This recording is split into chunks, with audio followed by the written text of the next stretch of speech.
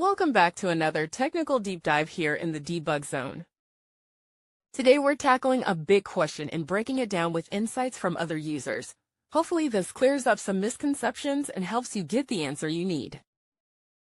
So buckle up, stay a little curious, and let's jump right in.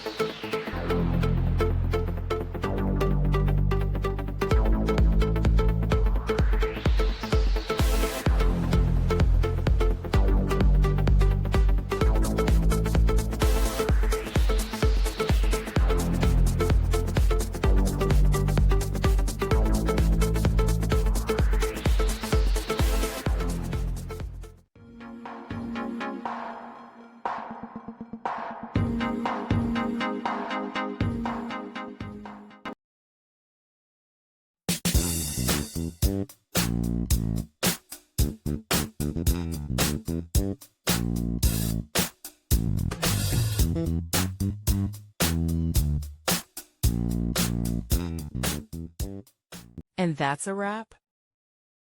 I hope you found the answer you were looking for. If you did, take a second to hit that subscribe button. It really helps out. And let me know in the comments which solution worked best for you. See you next time in the debug zone.